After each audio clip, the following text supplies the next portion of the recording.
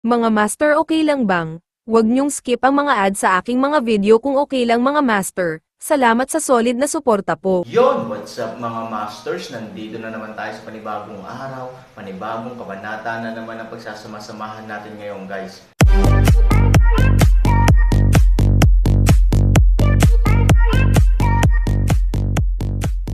Bali mga masters, kung bago ka pa lang po sa aking YouTube channel, please click the subscribe button, lalong-lalo na po yung notification bell guys, para maging connected pa rin tayo sa isa't isa at maging updated kayo sa mga susunod ko pang video.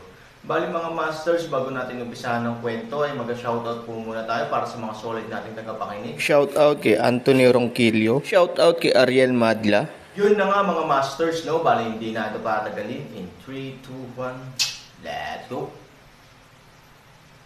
Nang marinig ang tanong ni Aaron, bahagyang nagulat ang taong Mercury. Tumingin siya pabalik sa Aaron at nakangiting sinabi, "Paano mo nalaman?" Mapait na ngumiti si Aaron, "Hindi mahirap hulaan.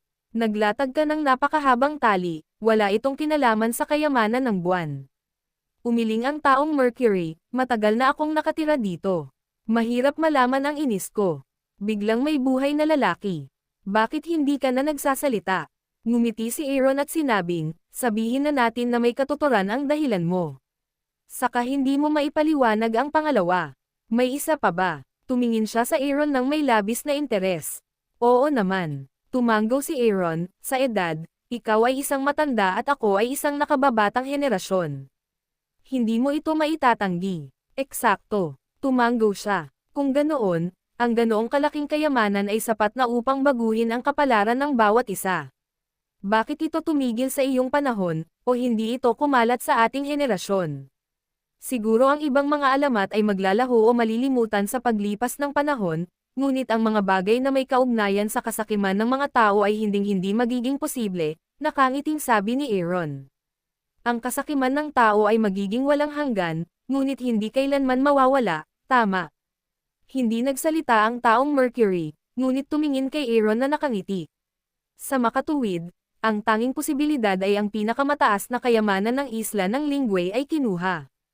Natural, ang isla ng Lingway ay naging hindi kaakit-akit, unti-unting iniwan ng mga tao, at tuluyang nawala sa mahabang ilog ng kasaysayan. Ito ang katotohanan na hindi narinig ng ating henerasyon, ng alamat na ito. I can even assert na ikaw ang kumuha ng kayamanan nitong buwan. Pagkatapos noon, mahinahong tiningnan ni Aaron ang taong Mercury. Ang taong Mercury ay halatang ngumiti sa gilid ng kanyang bibig, huminto at sinabing, "Bakit ko ito kukunin? Dahil may sinabi ka sa akin. Oh, kapag sinabi mo ito ng tama, akala mo ito ay sa iyo, ngunit sa wakas ay nalaman mong hindi ito ang iyong pagpapala, ngunit isang disguised tool ng tadhana, tulad ng dandelion." Patuloy na idinagdag ni Aaron, "Kung hindi ka sana natuwa, bakit ka malulungkot ngayon? Ang mga nanalo at natalo lang ang gagawa ng mga bulalas na ito mula sa kaibuturan ng kanilang puso. Tama ba ako?" Sa pagtingin sa kumpiyansa ng mga mata ni Aaron, ang taong Mercury ay natigilan saglit at tumawa. Kasabay nito, ang isang pares ng tubig na parang mga kamay ay hindi napigil ang pumalakpak, "Mabuti, mabuti, mabuti, ito ay karapat-dapat na katakutan ng mga susunod na henerasyon." Oo nga, ang pagsusuri ay malinaw at makatwiran, at ang tubig ay hindi nagpapakita. Matalino at maingat, siya ay karapat-dapat sa pagiging isang tao na maaaring matuto ng 3 magic kasanayan. Ito ay kawili-wili. Oo, ako ay talagang mapalad na mahanap ang oras at lugar ng Lingway Island, at maayos na nakarating sa isla ng Lingway kasama ang isang malaking grupo ng mga orihinal na kalaban at kaibigan.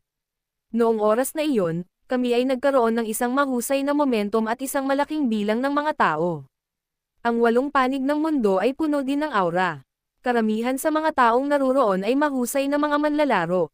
At saka, para sa sandaling ito, ang mga tao ay naghanda din para sa isang matagal na panahon, at lahat ng uri ng astrological na chismis na pinag-aralan namin sa mga karaniwang araw ay maaari ding gamitin ang kalahati sa amin ng mag-isa. Gayunpaman, pagdating sa pinakakritikal na sitwasyon sa buhay at kamatayan, karamihan sa mga tao ay hindi makatakas sa past na ito. Namamatay sila sa bibig ng libu-libong pagong.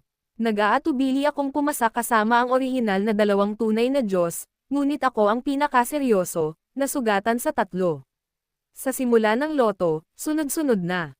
Maswerte ang dalawang tunay na Diyos, bagamat hindi sila nanalo ng grand prize, top grade ang mga nakuha nila, para sa kanila, parang pagdagdag ng pakpak sa tigre. To be honest, medyo desperado ako noong mga panahong iyon, dahil may maliit na agwat sa pagitan ng mga tunay na Diyos, ngunit nang magsimula sila sa pinakamataas na grado, nagsimulang magbago ang hinaharap, sa pagsasalita tungkol dito, ngumiti siya ng mapait, ngunit sinong mag-aakala na ako ay napaka-desperado, ngunit sa huling sandali, nanalo ako ng pangwakas na premyo, ang kayamanan ng buwan. I'm happy and excited because I know what it means, but what I'll never think of is that it's the treasure of this month that has completely costed me my life. Nahulog ang mga salita, at gumalaw siya sa kanyang kamay, isang liwanag ng buwan ang kumikislap sa gitna ng gate, at dahan-daang bumukas ang gate sa oras na ito. Mga master, okay lang bang? Huwag niyong skip ang mga ads sa aking mga video kung okay lang mga master. Salamat sa solid na suporta po. Sa dahan-daang pagbukas ng pinto, umatake din ang malakas na amoy ng amoy. Kasabay nito, mas kaakit-akit ang masangsang na amoy kanina. Hindi naman pinalaki ni Aaron na kahit siya mismo, kahit na siya ay isang taong may magandang pagtitiis, talagang malapit na siyang imulat ang kanyang mga mata at direktang himatayan sa harap ng kakaibang amoy na ito. Itong amoy. Ayaw ni Hansani na maging bastos, ngunit hindi niya maiwasang magtanong sa oras na ito. Malumanay na ngumiti ang lalaking Mercury at bahagyang ginalaw ang kamay. Nanginginig ang buong Moon Palace at tuluyang nabuksan ang pinto. Nanguna ang mga taong Mercury sa pagpasok dito. Sa isang putok, ang apoy sa dingding sa paligid ng gate ay muling nag-alab sa isang iglap. Sa pagdating ng liwanag, nakita din ang sitwasyon sa loob ng buong gate. Walang laman pa rin ito, ngunit may malaking haliging bato sa gitna. Ang buong haligi ay parisukat, 2 metro ang haba at 2 metro ang lapad, at mga 10 metro ang taas. Matayog ito, parang isang malaking espada na diretsyong lumilipad sa gitna. Ang umaagos na tubig sa paligid ng haligi ay dahan-daang dumadaloy pababa mula sa itaas hanggang sa mukha nito. Tila pagkatapos ng pagbibinyag ng mga taon, ang mga dingding sa paligid ng haligi ay may mga mantsa ng tubig at lumot. Nang makuha ko ang kayamanan ng buwan mula sa misteryosong matandang lalaki, tuwang-tuwa ako. Ito ay isang lihim na script. Kaya minsan, naniwala ako na kung maglalaan ako ng oras, magagamit ko ito upang duminahin ang mundo at maging ang pinakamataas at tanging Panginoon. Noong nakuha ko, naisip ko at ginawa ko. Pagbalik ko sa pamilya ko, nagsimula akong mag-aral ng walang tulog o pagkain. Ngunit ang hindi ko naisip ay kahit na nakuha ko ito, hindi ko maintindihan kung ano ang pinag-uusapan nito. Let alone cultivating it helped me unify the world. I didn't even understand its most basic fur. Tumanggo si Aaron, ngunit sa mata ng mga tagalabas, kung makakakuha ka ng banal na kasanayan, ikaw ay magiging isang higanti sa hinaharap, kaya pinutol ng mapagmahal na lalaki ang mga salita ni Aaron at tumanggo ng mariin. Oo, totoo ang dalawa, nag-aalala ang mga Diyos na kapag nakagawa na ako ng mga magagandang tagumpay, wala nang puwang para sa kanila sa 8 direksyong mundo, kaya nakipagkapit kamay sila para harapin ako. Kapag ang 3 puwersa ng kalikasan ay malamang na hindi balanse sa isa't isa, maaari nilang basagin ang 3 puwersa ng kalikasan, ngunit maaari rin silang humantong sa kawalan ng balanse ng bawat isa. Hindi naging matagumpay ang aking divine skill, kaya mahirap labanan ang magkasanib na atake nilang dalawa. Bagamat atubili akong nilabanan ang mga nakaraang digmaan sa pamamagitan ng pag-asa sa lakas ng pamilya, alam kong imposibleng magtagal, kaya ako dapat mag-isip ng ibang paraan. Bahagyang nakalok ang kilay ni Aaron. Bagamat hindi pa niya sinasabi, maaaring halos nahulaan ng Aaron kung ano ang ibang paraan. Kung nagkataon, pumunta ako dito. Napabuntong hininga ang lalaking Mercury na tumingin sa haliging bato sa kanyang harapan. Tahimik si Aaron, at hindi niya maiwasang makaramdam ng labis sa kanyang puso. Dumating dito si Mercury na may pag-asa, ngunit natatakot ako na hindi niya ito maiisip. Tanging kawalan ng pag-asa ang naghihintay sa kanya dito. Hindi lang niya nakuha ang gusto niya, kundi tuluyan na siyang naiwan dito. Ang kanyang katawan ay patay at ang kanyang kaluluwa ay nakulong. Bago ka dumating, punong-puno ako ng sama ng loob. Oo, inaamin kong sakam ako, pero ako lang ba sa mundo ang sakam? Bakit ba ang gagantihan ko ng masama? Wala akong pinatay, at di gumawa ng anumang bagay na nakakapinsala sa langit at katarungan. Bakit ko ginawa ito sa akin? Ayoko, kahit puno ng galit, sinabi ito ng lalaki ng Mercury, bahagyang huminto, at pagkatapos ay tumingin pabalik sa Aaron, hanggang sa dumating ka. Nakahinga ako ng maluwag nang malaman kong magagawa mo ang 3 magic trick. Siguro hindi naman sa may nagawa akong mali, pero siguro ito ay kagustuhan lang ng Diyos mula sa aking kapanganakan hanggang sa pagiging Diyos, at kahit na hindi sinasadyang makuha ang kayamanan ng buwan, kung ganoon, tatapusin ko ang aking huling gawain at gagampanan ko ang aking huling tungkulin. Pagkatapos nito, kinuha niya ang kamay ni Aaron, ginalaw ito, at gumuhit ng isang hugis buwan na puting liwanag na marka sa palad ng kamay ni Aaron. Mula ngayon, opisyal kong ipahayag na ikaw, Aaron, ang may-ari ng Templo ng Buwan. Storytelling channel sa YouTube. Natigilan si Aaron. Agad binawi ng buong lalaki ang kanyang kamay at umiling, paano ito mangyayari? Dahil ang kayamanan ng buwan ay ang maingat na gawain ng ating mga nauna, paano ito makukuha ng Aaron para sa kanyang sarili? Malumanay na ngumiti ang lalaki ng Mercury, hindi ito dinadala ng buhay, hindi ito dinadala ng kamatayan. Huwag mong sabihing hindi ko ito maintindihan, kahit naiintindihan ko ito, ano ang magagawa ko? At saka, gaya nga ng sinabi ko, ang tadhana ng buhay ko ay makuha ang bagay na ito at ipadala sa iyo. Nakumpleto ko na ang karamihan sa mga hakbang. Wala kang dahilan para hayaan akong mapahamak sa huling kritikal na sandali. Ito, medyo napahiya si Aaron. Lalo na pagkatapos malaman ang nakaraan ng Moon Treasure at Mercury Man, talagang nahihiya si Aaron na kunin ang bagay na ito. Kung tutuusin, sobra-sobra pa ang binayaran ng mga taong Mercury para dito.